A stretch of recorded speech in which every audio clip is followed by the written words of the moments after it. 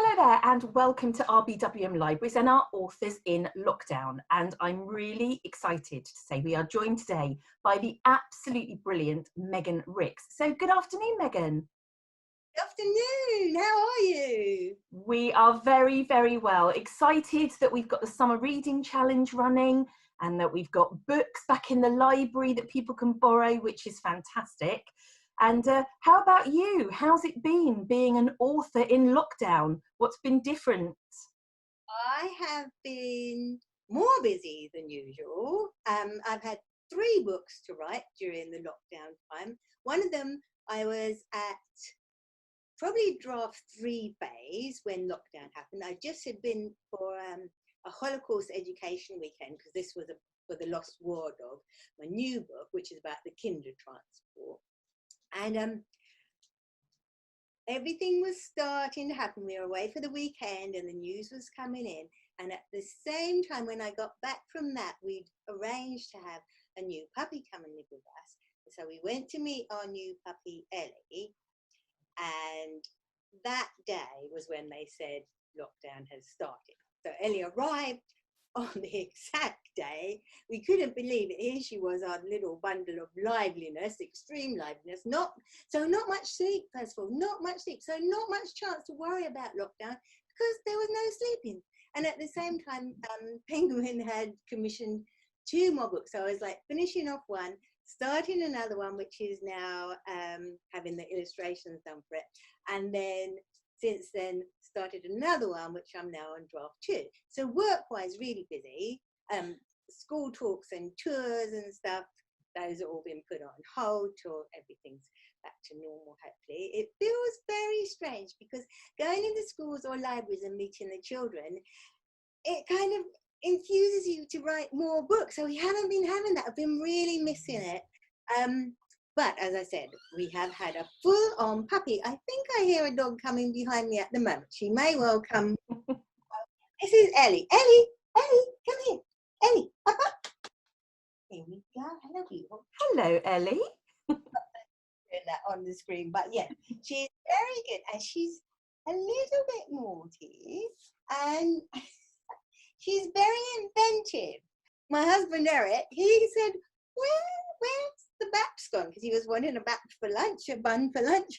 And when we went outside, all of the buns had been eaten. There was just an empty packet, and Ellie had helped herself to a low shelf. So now we don't keep on the low shelves because that's too exciting for a girl. So Wow. yes, we had no puppy training for her, of course, which is quite different. Always before we've gone straight to puppy training, making sure the dog gets well socialized. But she's been fine. She caught on really quickly. I was worried that she'd be frightened of people because she'd only got to spend time with us. But she was initially. When the neighbours said hello to her, she ran away. But now she's fine. Very friendly girl. Oh, so, yes. That's so lovely. Freya, very tiring for Freya, but also has made Freya feel quite a lot happier as well. Although she's like brothers and sisters. Some of the time they're lovely, some of the time a bit annoying, but always things going on now. So yes, so we've been busy doing that. Like I said, my mum and dad have learnt how to now use more technology, FaceTime. Plus, I've been doing all my exams for sign language. Fantastic. And I don't know if you knew that I wear hearing aids in both ears. Sometimes it comes up and sometimes it doesn't. And they're really good hearing aids, so I can usually hear what people are saying. And I've done a lip reading course, and I didn't get properly diagnosed until I was an adult, although the audiologist said it's genetic, so you've always been slightly hard of hearing or deaf, which explains so many things, so many times of being in trouble at school, of not hearing, of talking too loudly, and also probably really helped me becoming a writer because reading and being at home. Absolutely. You mentioned that you've got a new book that's just come out. Could you tell us a little bit about it? Yesterday. So the Lost War Dog is about, I pitched it to the publishers saying I'd like to write a story about 2 friends in Germany, one Jewish girl and one regular Aryan girl, who are really best friends, but I wanted to have how, in my head, I was seeing this scene of two old ladies who'd been friends forever and still were friends. And so I just knew that I wanted to start off with this terrible, terrible time, and then, but I wanted a book that went to when they were really old in their 80s.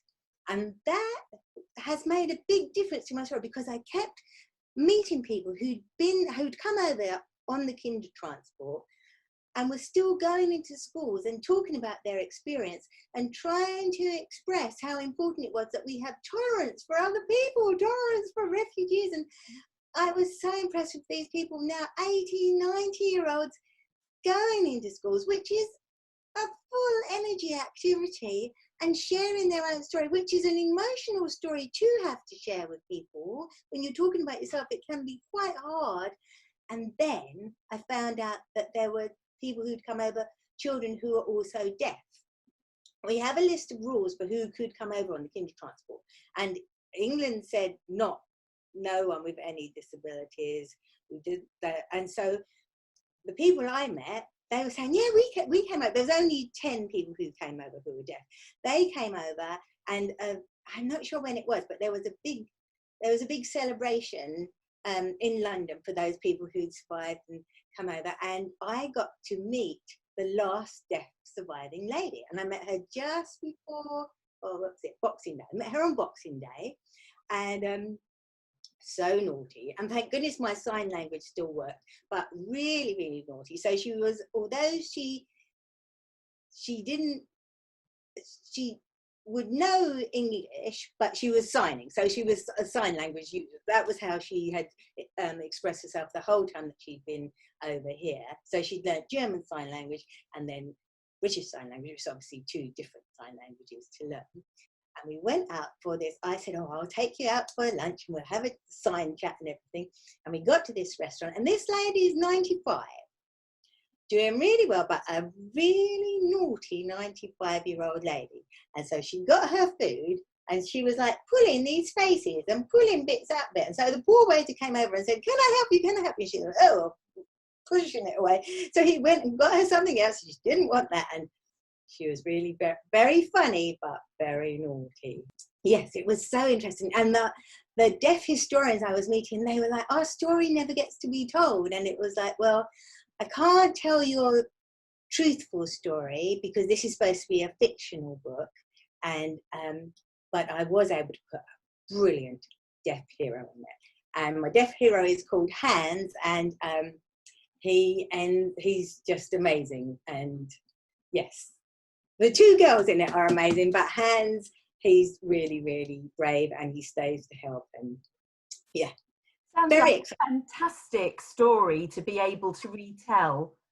I know, it was really so many things to be able to learn about. And every time I'm writing a book, I feel like I'm learning so much, because it's just so fascinating to find out all the different information. So yeah. Well, that's amazing. Well, we're very much looking forward to having your new book in the library, so all of our readers can read along and experience that fantastic new story as well. So what I'm going to do now is, we've got one of our lovely readers from the library joining us, and it's a young man called Richard. So I'm just going to let him into our call now. Okay. I tell you what, Richard, would you like to ask Megan your first question? So how did you know that you wanted to become an author? I think I knew because I really, really love reading stories. I love stories. I love making up stories and writing them. And then, can you hear my dog barking in the background? Yes. You hear Freya, yeah. And then when I got a bit older, I thought it'd be really nice to do some different jobs and then write about them. And then I was off school for a long while with whooping cough, nearly a term and a half, a bit like our lockdown time. And so I got to read loads and loads of books. I had to stay home because I was contagious with whooping cough, so I wasn't allowed out. And once you read loads of books, you think, I'd like to write some stories too. And I've always wanted to be an author, I think. And then it just kept on with me. And even when I did different jobs, I still knew I wanted to be an author. Fantastic. So, Richard, I think you've got more questions, haven't you? So, what's your next question for Megan then? Why did you decide to write about animals? Animals. Oh, would you like to meet my dogs? Would you like to? Well, yes, please. Yes, they'll be here in half a second. I write under 2 different names. So some of my stories don't have animals in them, but all my Megan Ricks ones do. Really, they started from when I started training dogs for helper dogs. Not that you can really tell I'm doing much training with my 2 barking away and being naughty. This is Freya. Oh, I don't know if you can. If I move the computer, right, this is Freya's back, and this is Ellie. Here, if I move back, you'll be able to see. This is Freya, and this is Ellie. And now I'm going to turn them around forwards. Hey, dogs, this way. This is Freya. Freya often comes into schools to visit. Ellie's only 6 months old. She hasn't been to any schools yet, so we'll see how she gets on. So now they'll probably just want to do some fighting in the background, because fighting is always good fun. So yeah, I just wanted to share how much I loved animals, and it just makes the stories more fun too. So yes, we're probably going to have chaos for a while now. What's your next question, Richard? Where do you find ideas for your books? Ideas is really easy. If I start doing, sometimes the publisher will say, could you do a book set in World War II? And I start doing some research, and something will jump out at me that I think I really want to write about. Or actually, if I just think to myself, I could do have an idea, I can just sit down and start writing straight away. But if I'm going to be doing an animal story, I'd quite often think about what animal I particularly like to write about.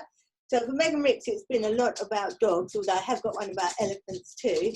And yeah, all kinds of animals, just because I really love animals. So have you got I think you had another one, didn't you, about what kind of stories? What makes a great story? Brilliant. You've got to be the characters, you've got to care about the characters. And I think if I'm writing a story, I want to feel really, really passionate about it. So when I'm about the Lost War Dog, I'm feeling really passionate about what's happening to the characters in the story and caring about them. And for all of the books, it's got to be like that. Because to write a book, it's going to take a long while. So you don't want to invest a lot of time unless you really care about the characters in your book, do you? I feel that's what makes it. So if you care about the character, then you care if it's a scary story or a funny story. All those. That's okay. Brilliant. Yeah. So out of all of the books that you've wrote, what's your favourite one? My favourite one is Echo Come Home. Have you got that one? No. And that one to Michelle as well.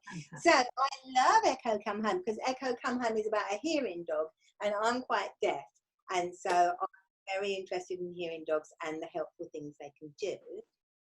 And next year I've got a book coming out about a hearing dog who also helps by being a detective dog as well. So it's a bit of a change from my historical ones, but all good fun to do. Thank you for asking me those brilliant questions. Oh, I've got some more questions. Okay, good. Here come the dogs. Here comes If the I dog. want to be an author, how should I start? Well, I think doing competitions is a good way, and I quite often am doing writing competitions for different animal charities. But if there's one that comes up for the RSPCA or the PDSA, which usually they do have one for children every year, they will be good to be part of. And also read as much as you possibly can, of course, and just practice as much as you can. But competitions are a good way to get started. I did a competition before I got published and was the winner of a competition, and that helped me get started and get published. Okay, well, that's nice. Yeah, when I was about your age, I also used to run a newspaper with some of my friends. We used to live on a really busy street, and there was about 6 of us, and we all used to contribute to this one newspaper and then now you could do it on the internet, but this was a long while ago, so we're just sticking our different articles in. And I think trying to write a newspaper together is a good way for getting stories out. Okay? Have you entered any competitions, Richard, or done any writing?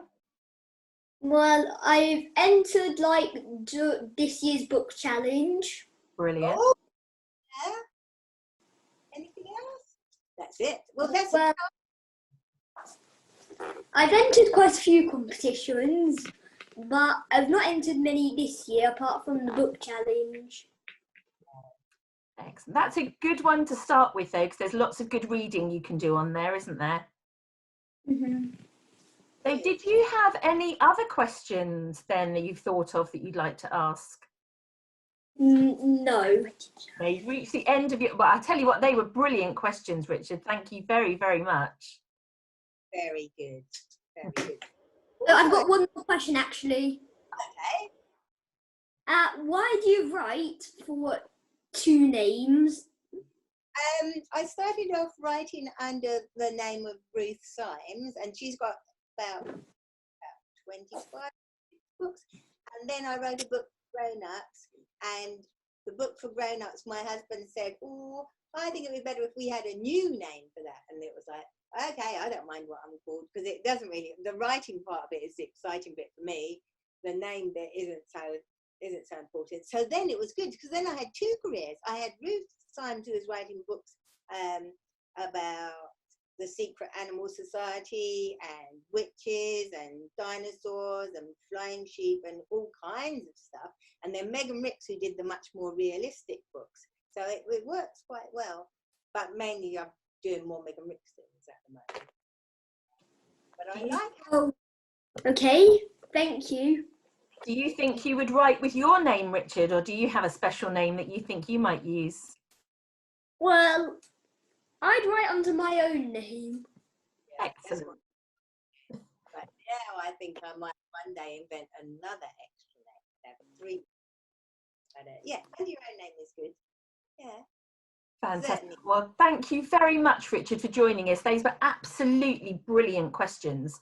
And I'm just going to ask Megan one more from me as well, which is, we've talked about your book that came out yesterday, Megan, but you also mentioned that you've got a new series coming out about the dog who's a detective, I think you said. So could you tell us a little bit more about what to expect from that new series? This new series is not coming out till next year, but it is about a little Dalmatian detective dog and her friends, and she lives with a girl called Lizzie and her mum and dad, and their best friend is a boy called Ted, and Lizzie and her mum and dad are all profoundly deaf, so there's lots of signing in it.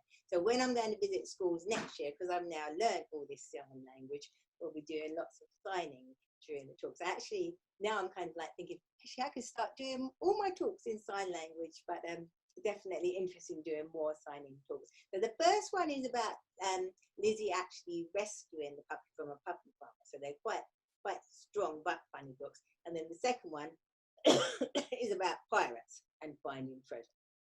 So yeah. Wow, they sound like a really, really exciting series and quite different to what you've been writing about. Yeah, and a little bit shorter, around 12,000 words. So yes. So I'll probably be doing some more longer ones at different points, but yes, have a range of books again. Brilliant.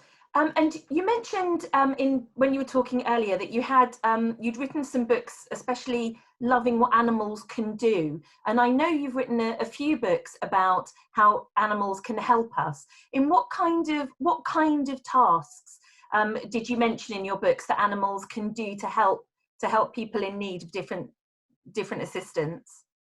Yeah, so we've got the Echo Come Home is about a hearing dog and about his training, and then the Hero Pup is about a mobility assistance dog, and that would have been the type of dogs that I would have started off being a puppy parent for and helping to train.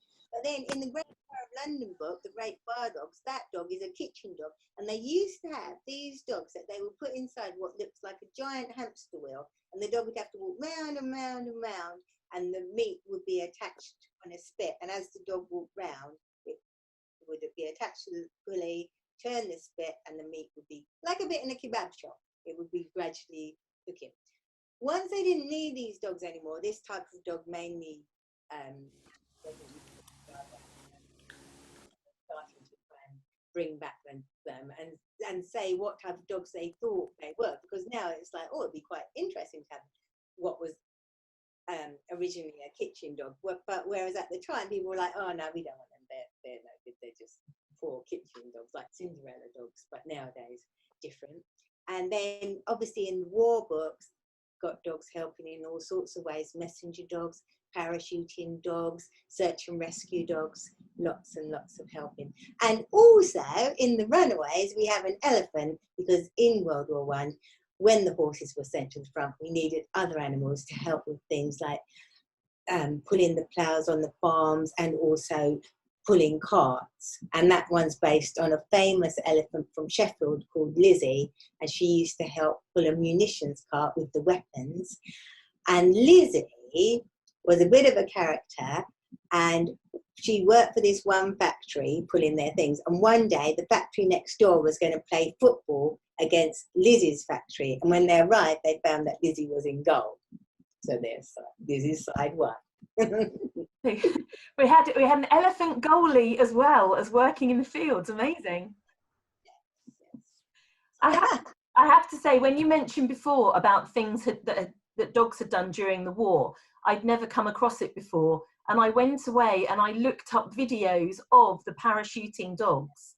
And if you haven't seen it, Richard, or if any of our readers haven't seen it, it's the most amazing thing to see these dogs that were taken to jump out of planes on parachutes, weren't they?